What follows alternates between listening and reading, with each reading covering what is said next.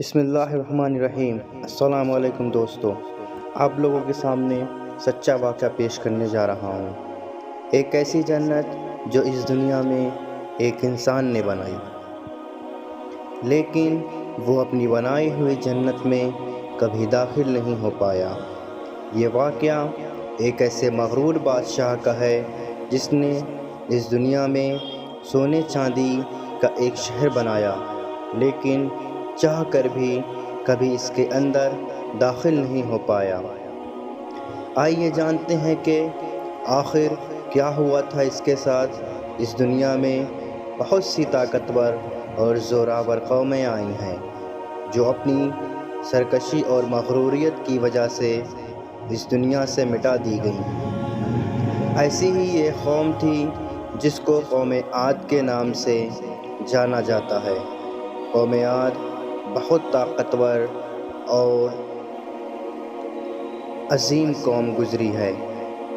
ان کی طرف اللہ تبارک و تعالیٰ نے اپنے پیارے نبی حضرت ہود علیہ السلام کو بھیجا تھا، لیکن قوم عاد نے ان کا انکار کیا اور اس قوم پر اللہ کا دردناک عذاب نازل ہو گیا۔ قوم عاد ارم نامی ایک بستی میں رہنے والے تھے، اس لیے انہیں عاد ارم بھی کہا جاتا تھا۔ یہ علاقہ اردن کے پاس نبا میں آباد تھا۔ یہ لوگ بہت ہی لمبے اور مضبوط ہوا کرتے تھے۔ ان لوگوں نے اپنی طاقت اور قوت کے بل سے پورے یمن پر قبضہ حاصل کر لیا تھا۔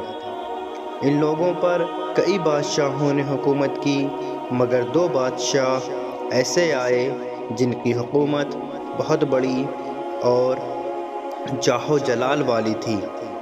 ان میں سے ایک کا نام شدید اور دوسرے کا نام شداد تھا۔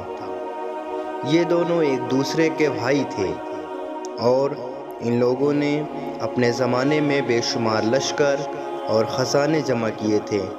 یہ دونوں بھائی ارم ابن شام بن نوح کی اولاد میں سے تھے۔ ان کی حکومت شمالی عرب کے علاقوں پر تھی۔ جب شدید کی موت ہو گئی تو پوری حکومت شداد کو مل گئی۔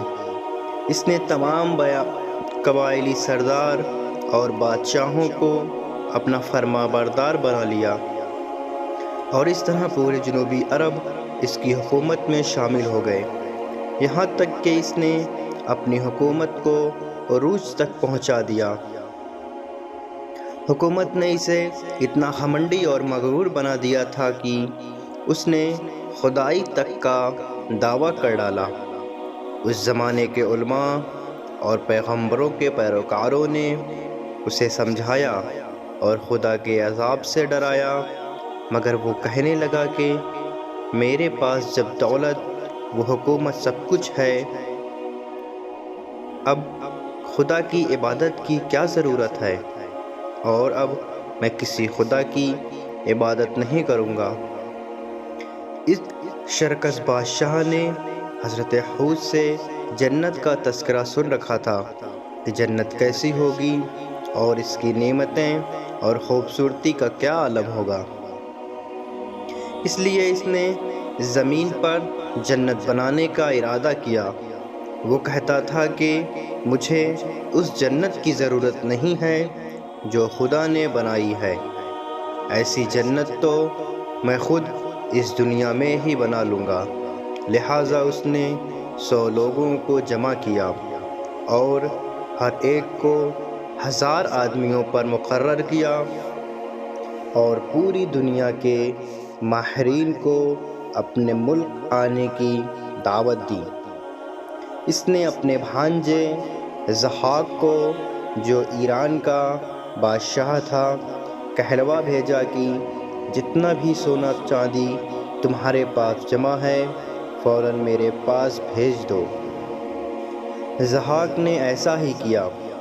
اس نے تمام حکمرانوں اور سرداروں کو یہ حکم دیا کہ سونے چاندی کی کانوں سے اینٹیں بنا کر بھیجے، اور کوہ عدن میں ایک شہر جو کہ 10 کوس چوڑا اور 10 کوس لمبا ہو بنانے کا حکم دیا۔ اس کی بنیاد اتنی گہری کھدوائی کی زمین سے پانی نکل آیا۔ پھر ان بنیادوں کو سنگ سلیمانی سے بھروا دیا گیا۔ جب بنیادیں بھر کر زمین کے برابر ہو گئیں تو اس پر سونے چاندی کی دیواریں چنوا دی گئیں۔ ان دیواروں کی بلندی اس زمانے کے غز کے حساب سے 100 گز مقرر کی گئی۔ جب سورج نکلتا تھا تو اس کی چمک سے دیواروں پر نگاہ نہیں ٹکتی تھی۔ یوں شہر کی 4 دیوار بنائی گئی۔ اس کے بعد 4 دیواروں کے اندر 1000 محل تعمیر کیے گئے اور ہر محل 1000 ستونوں والا تھا، اور ہر ستون جواہرات سے جڑے ہوئے تھے۔ اس کے بعد شہر کے درمیان میں ایک نہر بنوائی گئی اور ہر محل میں اس نہر سے چھوٹے چھوٹے نہر لائی گئی۔ ہر محل میں حوض اور فوارے بنوائے گئے جس کی جڑیں سونے کی اور شاخیں اور پتے زمرد کے تھے۔ ان کے پھل یاقوت، موتی اور جواہرات سے بنا کر ان پر ٹانگ دیے گئے۔ شہر کی دکانوں اور دیواروں کو مشک، زعفران اور عنبر سے تیار کیا گیا۔ یاقوت سے خوبصورت پرندے چاندی کی اینٹوں پر بنوائے گئے جن پر پہرے دار اپنی باری پر آ کر پہرے کے لیے بیٹھتے تھے۔ جب یہ مکمل ہو گئی تو حکم دیا گیا کہ سارے شہر میں ریشم کے قالین بچھا دیے جائیں۔ پھر نہروں میں سے کسی کے اندر میٹھا پانی، کسی میں شراب، کسی میں دودھ اور کسی میں شہد، شربت جاری کیے گئے۔ دوستو، روایتوں میں آتا ہے کہ اس جنت کو بنانے میں 300 سال لگے اور شداد کی عمر 900 سال کے قریب تھی۔ اس شہر کے مکمل ہونے کے بعد وہ اپنے لشکر کے ساتھ بہت ہی تکبر والے انداز میں شہر کی طرف روانہ ہوا۔ جب وہ شہر کے قریب پہنچا تو تمام شہر والے اس کے استقبال کے لیے شہر کے دروازے کے باہر آ گئے اور اس پر ہیرے جواہرات نچھاور کرنے لگے۔ ابھی اس نے گھوڑے کی رکاب سے پیر نکال کر دروازے کی چوکھٹ پر رکھا ہی تھا کہ اس نے ایک اجنبی شخص کو اپنے قریب کھڑا دیکھا۔ اس نے پوچھا، تم کون ہو؟ اس شخص نے کہا، میں ملک الموت ہوں۔ شداد نے پوچھا، تم کیوں یہاں آئے ہو؟ اس پر ملک الموت نے کہا، تمہاری جان نکالنے کے لیے۔ شداد نے کہا، مجھ کو اتنی مہلت دے دے کہ میں اپنی بنائی ہوئی جنت کو دیکھ سکوں۔ جواب آیا، مجھے حکم نہیں ہے۔ اس پر شداد کہنے لگا، چلو اس قدر ہی فرصت دے دو کہ میں گھوڑے پر سے نیچے اتر جاؤں۔ اس پر ملک الموت نے کہا کہ مجھے اس کی بھی اجازت نہیں ہے۔ لہٰذا ابھی شداد کا ایک پیر رکاب میں اور دوسرا چوکھٹ پر ہی تھا کہ ملک الموت نے اس کی روح قبض کر لی۔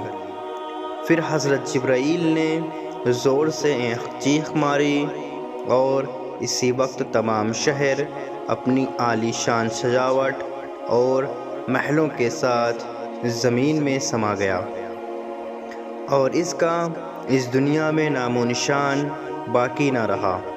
علماء کرام نے کتابوں میں لکھا ہے کہ بادشاہ اور اس کے لشکر کے ہلاک ہونے کے بعد وہ شہر بھی لوگوں کی نگاہوں سے اوجھل کر دیا گیا، مگر کبھی رات کے وقت عدن اور اس کے آس پاس کے لوگوں کو اس کی کچھ روشنی اور جھلک نظر آتی ہے۔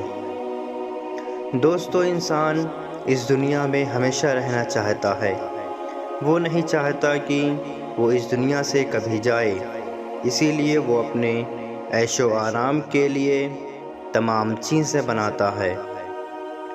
وہ چاہتا ہے یہ کہ جنت کا مزہ اسی دنیا میں مل جائے، مگر ایسا تو اس دنیا میں ممکن ہی نہیں ہے۔ جو اس دنیا میں آیا ہے اسے ایک نہ ایک دن ضرور اس دنیا سے جانا ہے۔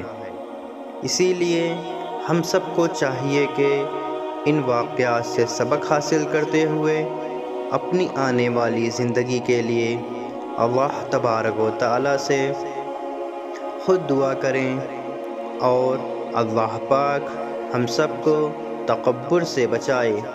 امید کرتے ہیں ویڈیو آپ کو پسند آئی ہوگی۔ ویڈیو اگر آپ کو پسند آ گئی ہو تو اپنے دوستوں کے ساتھ شیئر ضرور کریں۔